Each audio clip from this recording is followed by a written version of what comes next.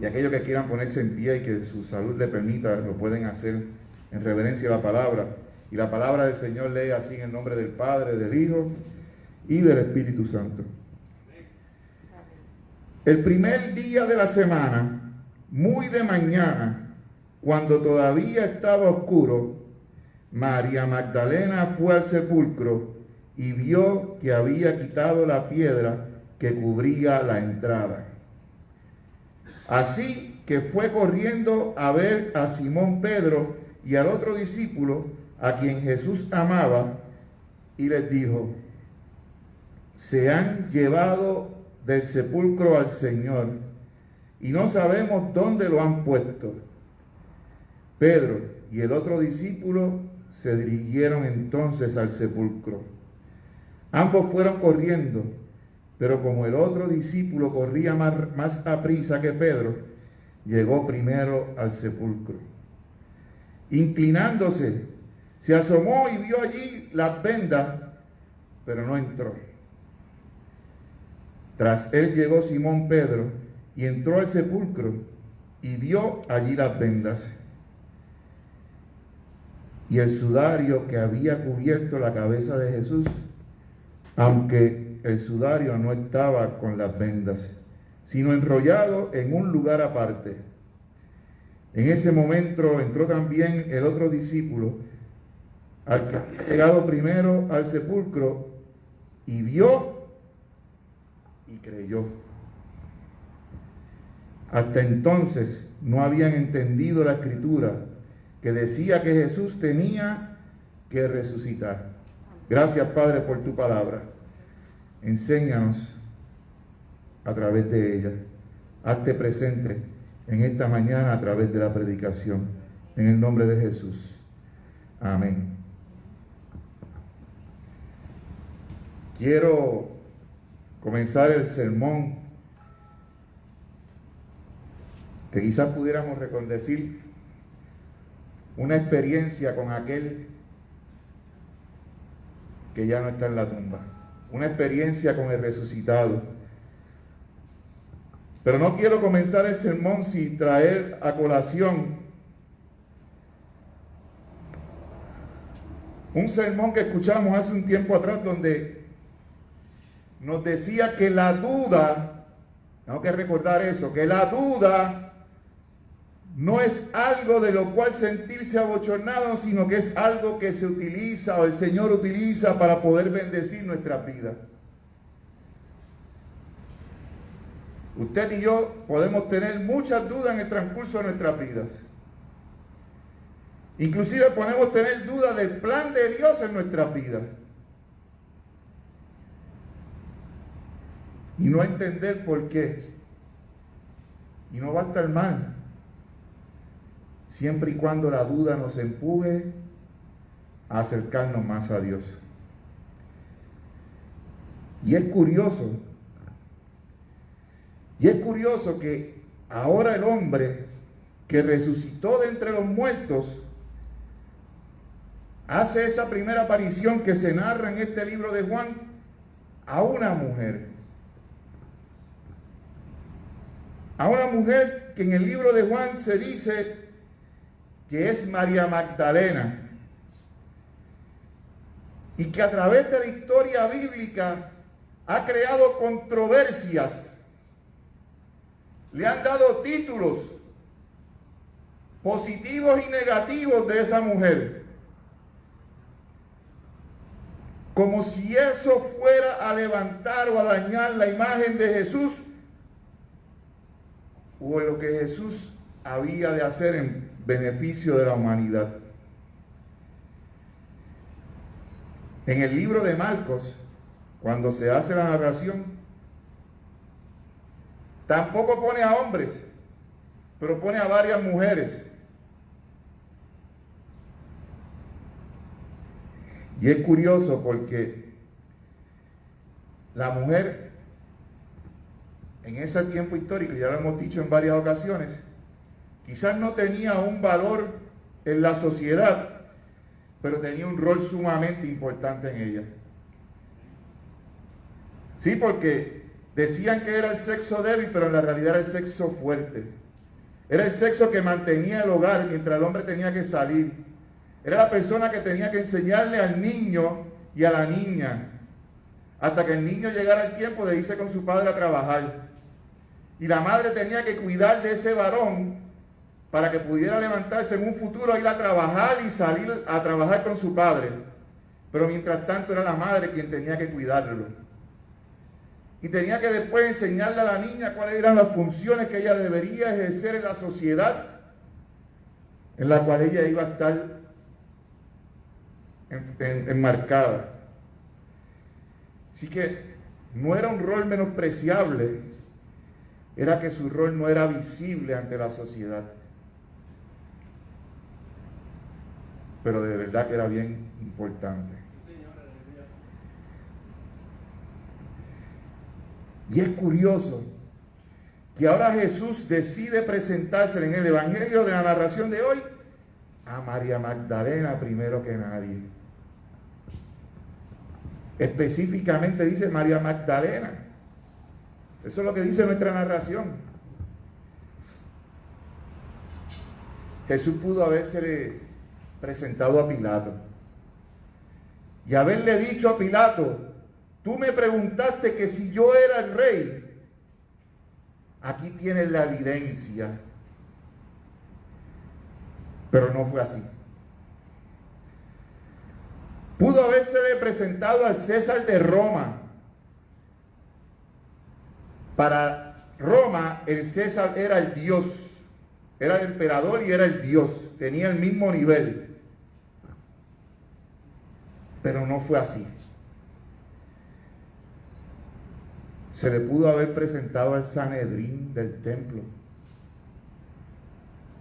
Tú, que negociaste con Judas. Tú, que pusiste en juicio lo que yo predicaba. Tú, que me reconocías como maestro de los judíos, de la ley judía. Ahora me vendiste. Mira quién soy, aquí estoy resucitado, tal y como lo había dicho en muchas ocasiones.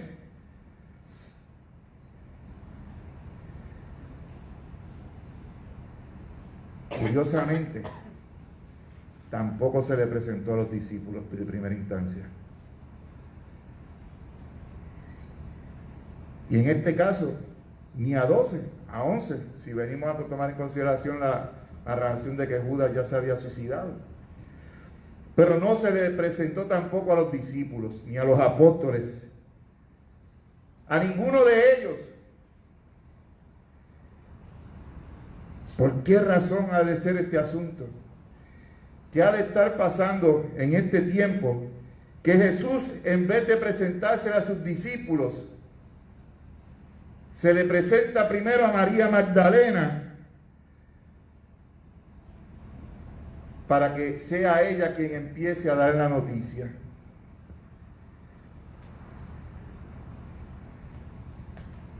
Me parece a mí que debía ser María Magdalena, porque María Magdalena amaba a Jesús. En las narraciones de María Magdalena no podía dejar de estar detrás de Jesús. Y es que María Magdalena me parece a mí que tenía en su corazón y podía ver en Jesús que Él era el Hijo de Dios y que su trabajo en la tierra era hacer justicia a los necesitados. María Magdalena podía ver en Jesús aquel hombre que luchaba en beneficio de la humanidad y estaba dispuesta a seguirlo, rompiendo los esquemas de la sociedad, rompiendo con cualquier tradición.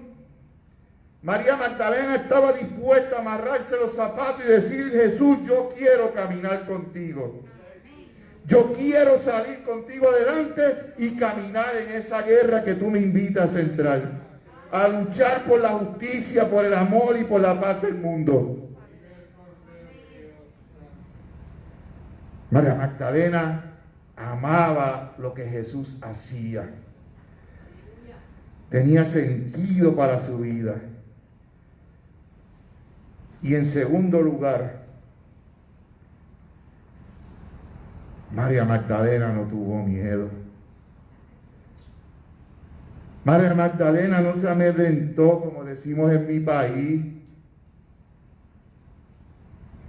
Y como dirían en nuestro tiempo, María Magdalena tenía babilla.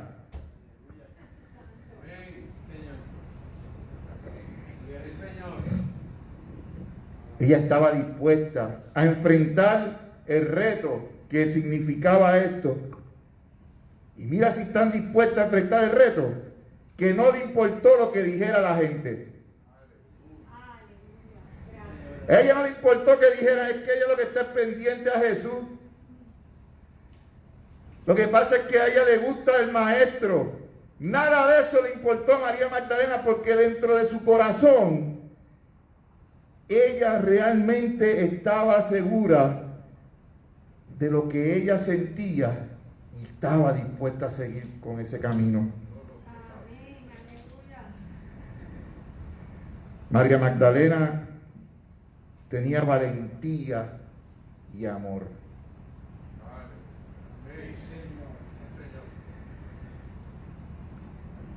Entonces los discípulos no tenían amor. Entonces los discípulos no sentían, gracias, eso mismo. Tenían miedo. Tenían miedo porque su líder ya no estaba físicamente con ellos. Pero parece que también se les olvidó la matemática y no pudieron contar, pastor. Porque al tercer día, en vez de estar ahí frente a la tumba, decidieron quedarse guardados y que sea Jesús el que venga a mí y yo no ir a donde Él. ¿Y será acaso esto un mensaje para nosotros, que tenemos que estar pendientes y buscar a Jesús constantemente en vez de estar esperándolo en nuestra casa? Jesús constantemente está caminando en nuestras vidas, buscando de nosotros, pero usted también tiene que caminar hacia Él. Decíamos el viernes pasado que no viniéramos a buscar a Jesús en el templo, que lo fuéramos a buscar en la calle, que lo fuéramos a buscar en las esquinas de nuestros barrios,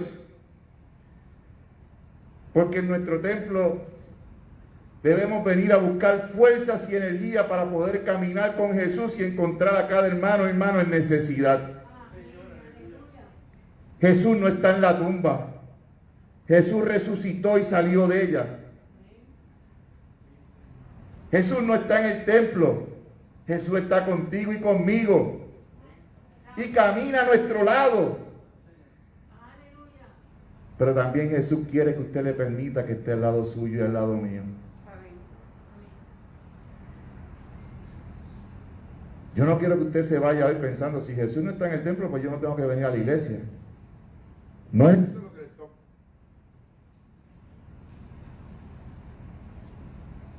No es eso a lo que nos referimos. Jesús, a lo que nos referimos es que no podemos hacer que el templo guarde a Jesús. No podemos cerrar nuestra puerta dejando a Jesús aquí adentro y olvidarnos de Él hasta el próximo domingo cuando volvamos a reunirnos. Porque si la tumba no pudo retener a Jesús, estaba sellada, mucho menos lo puede retener un templo. Si una tumba no fue capaz de retener al Maestro, mucho menos podría ser un templo. Después de María Magdalena, poco a poco empezaron a llegar los discípulos. Dice la narración que primero fue Simón Pedro y Juan. Y parece que Juan corrió un poquito más que Pedro. Quizás Pedro se había levantado y había comido un poquito más que Juan y estaba un poquito pesadito. Pero aún así, no solamente pusieron en duda lo que estaba pasando, porque parece que al encontrar la puerta abierta no fue suficiente y tuvieron que inclinarse a ver lo que estaba sucediendo. Parece que la duda embarga el corazón de los hermanos discípulos y de alguna forma se acercan a ella y miran para ver lo que estaba sucediendo. Parece que en su corazón no ha podido entender lo que Jesús le estaba profesando desde un principio, que había de fallecer y que se levantaría de entre los muertos al tercer día. Se les olvidó que el resucitado era el crucificado, que aquel que resucitó en un momento dado también estuvo crucificado en un momento dado de la historia. Como dicen muchos mensajes que encontramos, y estuvo crucificado no sostenido por los clavos, sino sostenido por el amor que Él tiene a cada uno de nosotros y nosotros en la humanidad. Y resucitado para que el nombre de Dios fuera exaltado y glorificado en toda la humanidad.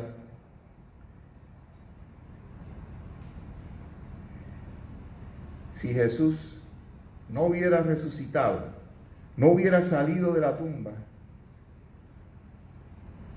¿qué hubiera pasado con la humanidad? Hubiera sido un hombre más en la historia romana, grecorromana, el cual fue trepado a la crucifixión por algún crimen que hubiera cometido. En este caso, un crimen de insurrección contra las autoridades religiosas, porque no había otro crimen por el cual justificarlo. Sin embargo, cuando Jesús resucita de entre la muerte, valida la promesa del Dios Todopoderoso y dice: este es el plan que Dios tiene para cada uno de ustedes. La resurrección después de la muerte a través de Cristo Jesús, la que usted y yo compartiremos el día del juicio final. Mis amados hermanos y hermanas, usualmente el Jueves Santo, el Viernes Santo, que no son tan santos como ya nos dijeron, pero lo vamos corrigiendo en el camino. Esos días de la historia judía, donde se crucificó y donde hubo una cena memorial con Jesús, suelen ser los días que más recordamos, lo que más la gente hace, recuerdo en sus memorias. Y a veces nos olvidamos del domingo de resurrección, lo damos por sentado que es un domingo de gloria, de celebración. Y le damos más importancia a la muerte de Jesús que a la resurrección de Jesús.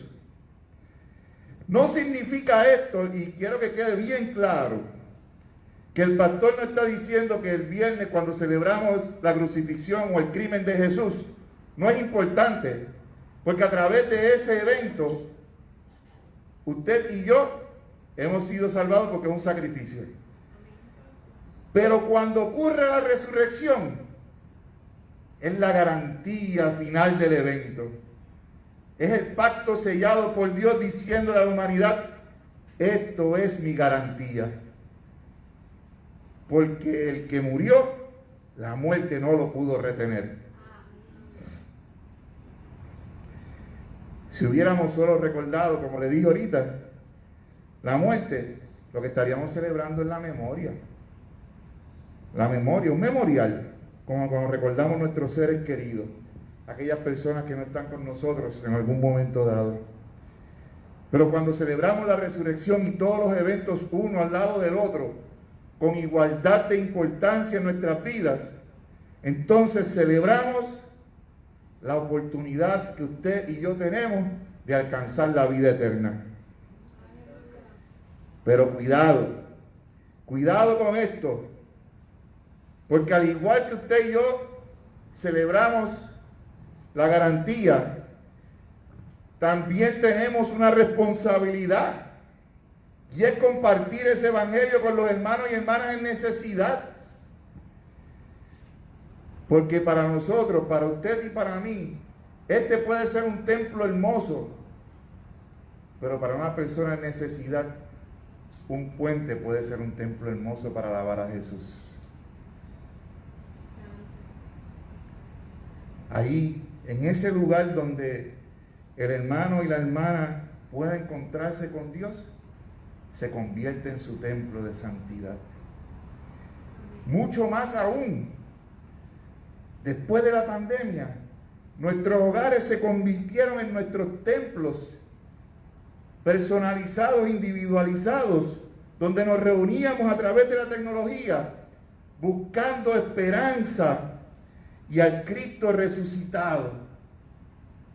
Ya que al no podernos reunir físicamente, la tecnología nos acercó y nos hizo sentir que estábamos vivos como congregación. Jesucristo le da esperanza a todos y cada uno de nosotros, aunque tengamos dudas. La vida de Jesús significa que es una vida plantada, una vida vivida, una vida ofrecida y entregada desde el punto de vista del amor a la humanidad.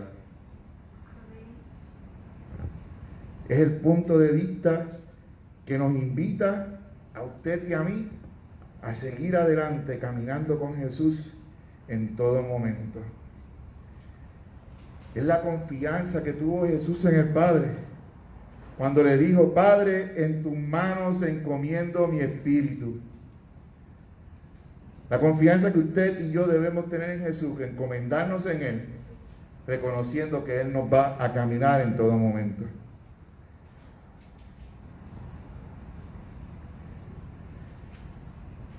Es interesante, porque el sepulcro vacío quizás no significa nada. Muchos quizás hubieran pensado: se lo llevaron, lo sacaron, robaron el cuerpo. Voy a decir una palabra de domingo para también yo decir algo, ¿verdad?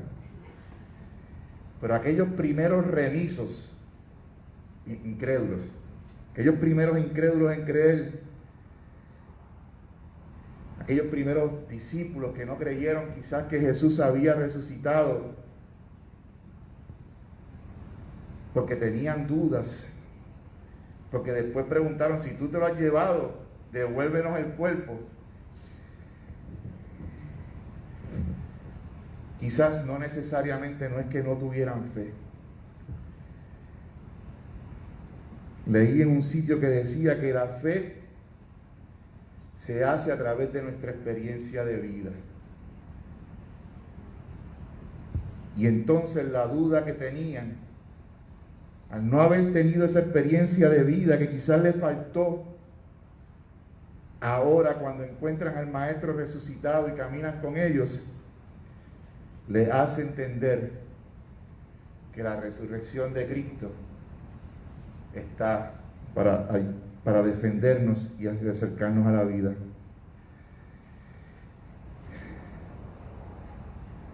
Algunos puntos sencillos que nos invitan y nos facilitan la experiencia de fe que debemos tener. Número 1, en primer lugar, en todo momento, siéntanse como uno con Jesús. Siéntanse parte de la comunidad de Jesús. Seamos parte de esa comunidad de fe de Jesús. Pastor, yo creo en Jesucristo. Pastor, yo vengo a la iglesia todos los domingos. Pastor, yo hago donaciones para obras requeridas. Pero más allá de eso, es comportarnos como cristianos en una comunidad de fe. Es compartir el evangelio a cabalidad. Y cuando hablo a cabalidad, no es solamente resolver el asunto con unas cuantas monedas para tapar mi vida, es envolverme en la obra, enrollarme en las mangas y ser partícipe de la obra del Señor. En ocasiones es muy fácil, pastor, yo ayudo. Una vez una persona me decía, pastor, si me van a mandar a misiones, que me manden a Nueva York. En Nueva York hay muchos deambulantes, pero también hay muchos hoteles para dormir. Y no es que los deambulantes en Nueva York no necesiten, y posiblemente hay que hacer misiones en Nueva York, no me malinterpreten, pero cuando Dios te llama a una misión, escucha donde Dios te está enviando a hacer la misión. En segundo lugar, hagamos Eucaristía. Hagamos lo que hemos sido llamados hoy como domingo, primer domingo de mes, como hacen muchas iglesias, a compartir los elementos, el jugo de la vid y el pan, o en esta ocasión algún otro elemento que tengamos, que hayan traído, debido a que la pandemia nos limita, pero que no nos olvidemos que ese memorial de esa Eucaristía nos recuerda el sacrificio de Cristo en la cruz y el amor que tiene por cada uno de nosotros y nosotras. Y que esto deberíamos seguir haciéndole hasta la resurrección de todos los muertos en los tiempos finales, donde usted y yo, si hemos creído en Cristo como nuestro Salvador, podamos entrar en las mansiones celestiales y celebrar ese tiempo final. Amén. En tercer lugar, cuando oremos, dejemos de cuestionarle a Dios. Señor, ¿por qué? El domingo pasado nos decían, no preguntes el por qué, pregunta para qué. Señor, ¿para qué me estás dando esta prueba? Porque quiero que te hagas más fuerte. ¿Para qué hacemos ejercicio? Digo, los que tratamos de hacer ejercicio, porque yo trato. Tratamos para fortalecernos. De igual forma tratamos de orar, oramos para fortalecer nuestra vida espiritual, para acercarnos más a Jesús, para que podamos ver cómo Él quiere que trabajemos en estos tiempos.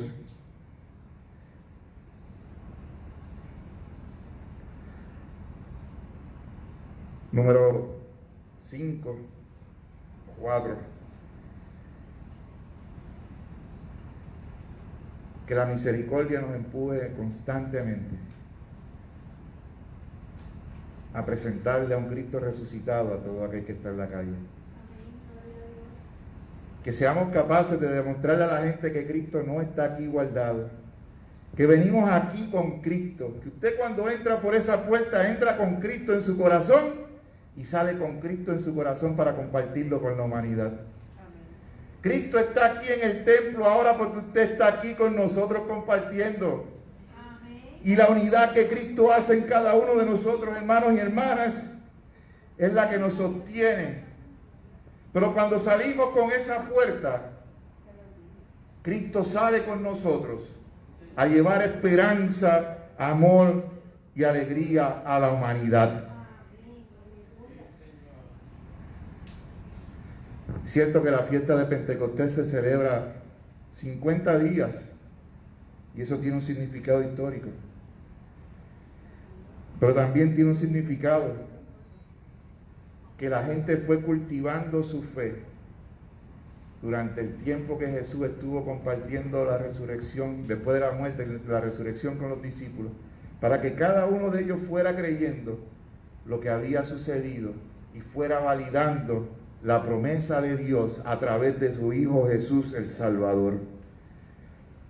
Porque como bien dijo el hermano en su predicación, la duda no es mala. La duda me invita a buscar de Cristo Jesús en todo momento. La duda no es un pecado.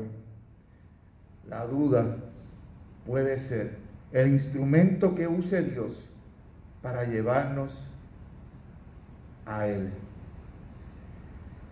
Y entonces nos atreveríamos a decir nosotros y cada uno de nosotros: ven Espíritu Santo, ven a mí.